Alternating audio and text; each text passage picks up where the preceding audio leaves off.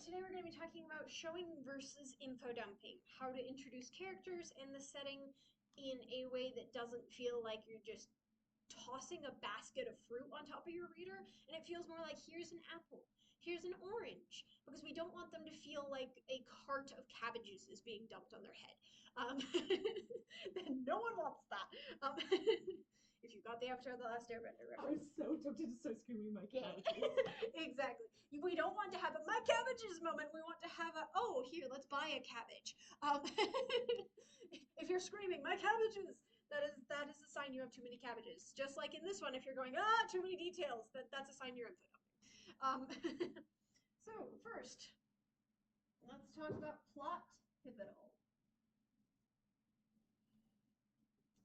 So in the past, I have talked about the fact that you want to have certain things on the first page already described. But then I also said make sure it's plot pivotal. But I did not describe what plot pivotal meant. And I realized this is a huge mistake on my part, and I'm going to fix that. So what does plot pivotal mean? So that way you're not just like everything's pivotal to the plot. I'll give you everything all at once. That's called info dumping. So how do you know what is pivotal? Is it pivotal within this first chapter? Plot is slow.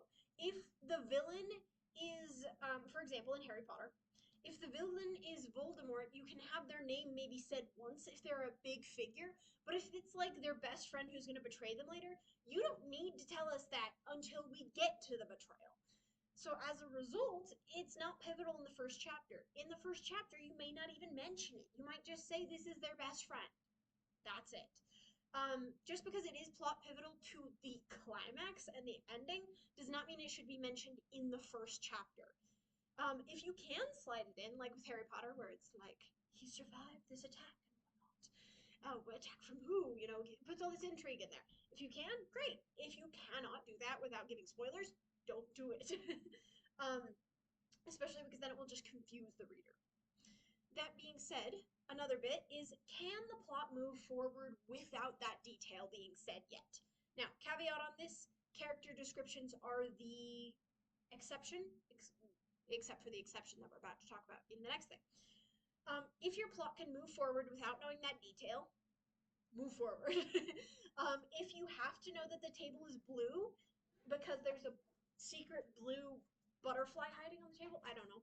Um, then by all means mention the table is blue. If it's not pivotal that we know the table is blue, you can just say she sat down at the table. Or if you feel like she would notice the table, you could say like she noticed how brightly the blue table shined. Like you can do that, but you don't have to go on for like a paragraph about how blue this dang table is. Unnecessary. The plot can move on with just saying the table's blue once, maybe even not mentioning it at all. um, Next thing is, can the reader imagine the scene well without it? Which is where it comes into character descriptions and settings. With character descriptions, you want to describe your main characters. If they are a side character, you don't need to describe them very intensely, or if you do, you can keep it short. For example, Neville Longbottom. They don't give a super in-depth character description for Neville Longbottom in Harry Potter. Why? Because he's not really necessary to the plot. Is he a fun side character? 100%. But he is not a necessary plot character. So just giving a basic description is all you need. Just a tiny little description. And you can keep it tiny. We're going to talk more about that in a minute. And same thing with the setting. If you can say they're in a cafe, say they're in a cafe. If the cafe is going to be the pivotal setting for like the next 3 days of the book, I think I need to know more about what it looks like. But if it's just like they're in the cafe for less than 2 seconds, you can just give a basic description. Again, we're going to talk more about how to give basic descriptions versus in-depth descriptions in a minute. Next thing, what is vital to this specific scene? A lot of times people are like, well, it's pivotal to the plot, so I'm just going to cram it in there. And it's like, if someone is allergic to cabbages and you're giving them a cabbage, they're going to be like, please don't. And that's the same thing if you're trying to stuff something that is plot pivotal but not scene pivotal into a scene where it doesn't fit. If you have to put this detail in a first chapter, find a way to fit it in naturally. If you're trying to stuff a plot pivotal thing into a place where it doesn't work, it just comes off awkward and bad and info dumpy. But if you're like, hey, this is her best friend and it fits because they're hanging out together, that's great. If they're not hanging out together and you're like, by the way, my best friends are Timmy, Tommy, Bob, and Joe, like, if they're not hanging out together, we don't need to know that yet. We'll figure it out later. Next thing, if you're going to describe characters, like I said, keep it to the main characters. And when I say main characters, I mean, do they show up in almost every chapter? Yes? Then give them an in-depth character description. If they show up in 2 or 3 chapters out of the entirety of the book, you can skip them. Or, like I said, give a very succinct, short description. Save the longer descriptions for those that are worthy of them. For example, if in Harry Potter she described every single student that ever interacted with the plot, we'd be completely overwhelmed.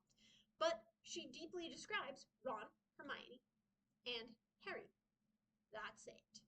Everyone else has a generally more basic description. They have more in-depth descriptions because they are the main characters. When I say main characters, you should typically only have 3. If you have more than 3, I would say introduce them later. If you introduce too many all at once, the reader goes, I can't handle it, and has a breakdown. It's kind of like Percy Jackson. If he has Annabeth, Percy, and Grover, right? If he tried to introduce the entire cast that is in the second series of like 16 different demigods, you'd probably die trying to remember all of their names and what they look like and all those details. Introduce characters slowly over time. When you introduce them, introduce their looks. When you introduce a plot pivotal character, introduce their looks. And like I said, make sure they're a main character. If they do not have a point of view that shows up in your book, if they don't show up in 90% of the chapters, they don't need an in-depth description. They just need a basic one. Next one, how many main characters are there? Like I said, you want to make sure that you're not introducing too many at once. I would say 3 is the maximum for the first chapter, and anyone else you introduce has to have a basic, very bland description. And you can enhance that description later. But it's important to just be like, here's a building block, we'll get back to that. Kind of treat it like that. Next thing, do you need to give a perfect description?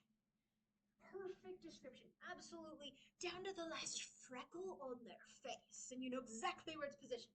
Please don't. No, the marker died. I was gonna write summary on the board, but it's dead. So pretend I wrote summary on the board. I missed, and there's not even a trash can there. No, All right, right. because there's normally a trash can behind you. It's not there. Right. That's rude. Anyway, missed the trash can. Oh well, I'll put it away later. Give a summary. A summarized description means that you're not like giving us hair color, eye color, body type, race. Those are all important things that, as I mentioned before, you should mention for your main characters. But summarized descriptions are great for characters like Neville Longbottom that show up maybe once or twice in the entirety of the whole book. They need a much more bland description. Or like Hagrid. Hagrid shows up a lot more, but she still basically gave him a very basic description. You know, he's a towering giant of a man with a big fluffy hair. That was enough. You don't really need to know anything else. Yeah. What if they're one of your main characters, but you can't really do a full description because it's like they crash in and then a monster shows up. But could you like do it later? It's like I'm able to get a closer look at them, and here's what they look like. Yes, just so long as they would in fact not be able to look at them. Be like this blur of a person raced in, that's fine. If they're like blurry to the person, you don't need to describe them. But if the person can clearly see this person, then you probably want to give us a description. Like, if you have Or like if they're like blindfolded and they can smell the person but they can't see the person, that's also fine. it's But you give like a brief description and then a little bit later, like it's soon after you give it like a bigger description. Yes, if they're in the middle of combat, I would say yes, that is a good exception to the rule. The issue is mainly when you're running into like they're sitting calmly at a dinner table and you have no idea what their sister looks like, even though the sister's a main character. That's a problem. They're sitting calmly at a dinner table. They should know what they look like. And also, if they're their sister, they should know what they look like. I don't know what my sister mention this, blind characters. If it's third person, limited, or omniscient, you can still describe physical things and what they look like. If it is first person, then don't, because it is their point of view. But if it's third person limited, you are the narrator, which means you see the scene, even if they don't see the scene. And same thing with hearing and deaf people. You as a reader can be like, they didn't hear the ominous music. You can say they didn't hear it, but mention it because the reader needs to know that, even if they don't know that.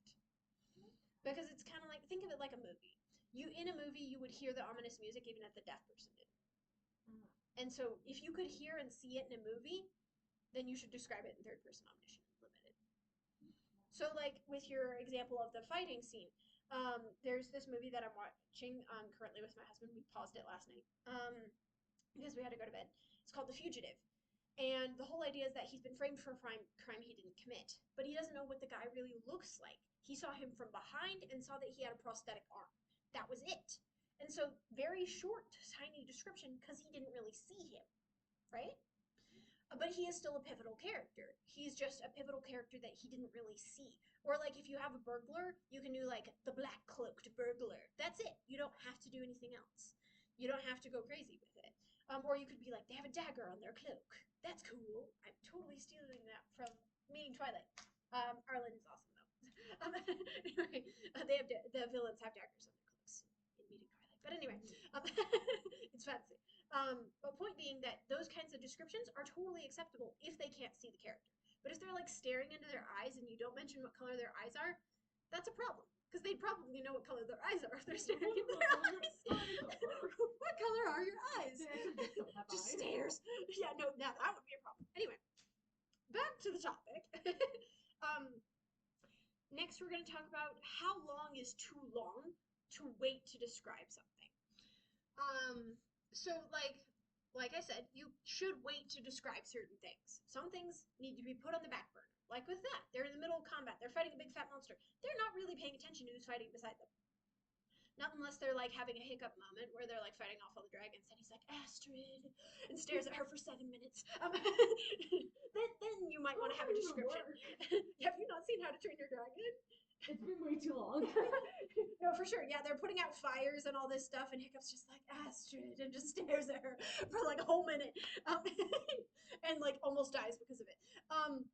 So you can have that if they're like a very attractive person, because that makes sense. Like they'd be thrown off guard by how attractive this person is. But if that's not the case, then probably don't do that. Having just a person show up works too. And like I said, giving a summarized description and then adding on to it later also works. So anyway, main characters, 3 at most in your first chapter. Don't go crazy, please. Should be described by the end of the first page. However, you don't need to go insane with it. For example, if they are wearing a bright pink ballerina outfit into a very, very, very fancy restaurant, that should probably be mentioned. Whereas if they are like holding a piece of paper, unless that piece of paper is like super pivotal to their life and it's like divorce papers or something, you probably don't need to mention that they're holding papers until the papers become relevant. Generally, you can also imply things with actions. For example, age. You don't need to say, I'm exactly 16, unless that's somehow relevant to the plot. Like, for example, with Harry Potter, it was relevant that they hammered in that he was 11, because at 11 is when you go to Hogwarts. But if it hadn't been relevant, she could have just implied it through his actions, because he should act like an 11-year-old. What does 11-year-old act like? That's my question. Come babysit my in-law, brothers-in-law. One of them is, I believe, a 10-year-old going on 11. So you can experience it firsthand. No, I'm kidding. I'm teasing. But point is that you expose yourself to those age groups somehow, whether it's babysitting, if they're younger kids, or if they're older or adults. I would say hang around some adults of that age that you are comfortable with. For example, if you wanted to write a 23-year-old, you can observe me. Okay, so take down notes. It's no stalking. You said so. Yeah, don't stalk people, but like also if you can somehow get access to those kinds of groups, do that. For example, if you're in any sort of religious organization, maybe when you go to church, look around and be like, that person looks about the right age. It's my character. I'm gonna observe them for a little bit, or things like that. And technically, let's be real, anyone and everyone does this where they'll observe other people. So don't necessarily don't be creepy, but also like it's fine to observe other people and learn. That's actually how I learned how to write parents that weren't my parents, because obviously the only parents you experience are your parents generally. And so as a result, you may not know how to write other parents. The best way to do that is to watch other people parenting. Like if you go to a park and you watch someone fall down and how they react to their kid falling down, that could be a great moment to add into your own story and show how that works. Um, Also, um, a good example of a summarized description, just because we're talking about this, comparing them to something or mentioning some pivotal detail and then nothing else is a great way to do it. For example, if they are a super tall man, like with Hagrid, he's super tall and looming and has this big bushy black beard. That's all you need to say. Like, he's 7 feet tall and has a big black beard. I think we're good now. um, or, like, for example, if you want to keep it even shorter, you can say, the mousy man scurried by. You get an image in your head when I say mousy man and scurry and all these different context clues. I did not describe what color his hair was, what his body type was, what his eyes looked like, but you get an image, right? And it comes across well. So if you have a character that only shows up in one scene or shows up in one scene and then won't be described more till later, this is a great way to do it, because then it gives them a basic description without going like super in depth. Or if they're like, his presence was as big as a lion and his hair was like the mane of one. That gives us a description. It doesn't tell us what race he is, what his eyes color is, but it gives us an image, right? It gives us something to work with. And that's what you want to do for characters that aren't the main plot point. All right, next thing. Setting should only be given a vague description at the beginning and then slowly clarified with time. You don't want to just be like, and the sword is on the wall over here, and the buttons are on the floor over here, and the crafting supplies are over here. Like, boring, info dumpy, nope. Whereas if you are like, he leaned against the wall and the sword glinted next to him, that tells us there's a sword on the wall without actually, saying the sword is on the wall next to him. Um, I'm going to give an example of both character description and setting description within a short amount of time that isn't info dumping. Annie bustled into the cafeteria, letting her blonde hair cover her freckled face, bumping into another student and nearly dropping her tray. She glanced at her nemesis Wilma, praying that she wouldn't notice the mistake, and she sat at the dingiest gray table she could find, hoping to blend into the background away from her. This gives us Annie's description, right? We know she's blonde and she has freckles. We don't necessarily need to give her body shape yet. We can add that on in the next few sentences. Um, we don't need to describe Wilma. Not necessary. We know it's her nemesis. We don't know what she looks like. It's a busy lunchroom. For all we know, it could be any one of the people she's glancing at, right? Again, kind of think of it like a movie. If she's glancing in another direction and there's a group of girls over here, we don't know which one we're talking about. So if you want to change the description later, that makes it easy to change the description later without the reader feeling weird. Whereas if you say like, she has blue hair, and then later you're like, whoa, I had no idea that Annie had blue hair because you didn't mention it till page 3. That's a problem. Generally, within the first 3 pages, you should know what the character looks like. If you don't know till past page 3, that's a problem. Because then they've already started to imagine what the character looks like, or they've put the book down because they can't imagine it. Some people genuinely cannot imagine things in their head very well. And so if you don't give them something to work with, they put the book down. So you got to give them something to work with, even just something small. People can adjust, but you got to give them supplies to work with to paint the picture in their head, even if they're not doing a great job at it themselves. You give them the supplies to do so. All right, things to notice. We didn't say the table was dingy until she interacted with it, because it's not necessary to say it until she interacted with it. We described her in one sentence using actions and didn't bother describing Wilma because she isn't interacting with Annie yet. If we wanted to describe Wilma, we would do a tiny description like the mousy man earlier. Let's give an example. She glanced at her nemesis Wilma, who flipped her flawless red hair. Annie prayed she wouldn't notice the mistake of bumping into the other boy. So again, we give one detail that helps us kind of picture what she's like. Her hair is flawless and it's red. That gives us an image to work with in our heads. She's probably a popular girl. We can infer from that. It gives us a lot of things to work with. Instead of just info dumping everything about Wilma, or info dumping everything about Annie, or info dumping everything about the setting, we're given clues to work with and to feed off of. Again, you want to give your reader supplies to work with. Think of it like an art studio. It wouldn't be a very effective art studio if you handed everyone a canvas that was already painted on and said, "Congratulations, you made art." That wouldn't be an art studio. But if you pass them a bunch of pens and papers and paints and things like that, and then said, "Now I'm going to give you this bowl of fruit to paint," you've given them all the supplies and you've even provided them with a base. Now it's up to them to finish painting the picture. That's what you want for showing and not telling. We want you to let the reader infer by saying, "Here's an apple and I have more fruit back here." Now they can imagine more fruit back here. You don't have to be like, "Here's all the fruits, a banana, a grape, a guava, a mango," and they have to memorize all these fruits. That's too much. So make sure that you leave enough room for them to infer things, but you also don't forget to give them supplies. That would also be bad, to walk into an art studio and be like, "No paper, no pens, no paint. Just figure it out." So both approaches are bad. The best middle ground is giving them supplies and a base to work with. Any other questions about showing versus telling, setting, and character? No? All right, then I will turn off the video and we can talk about writing and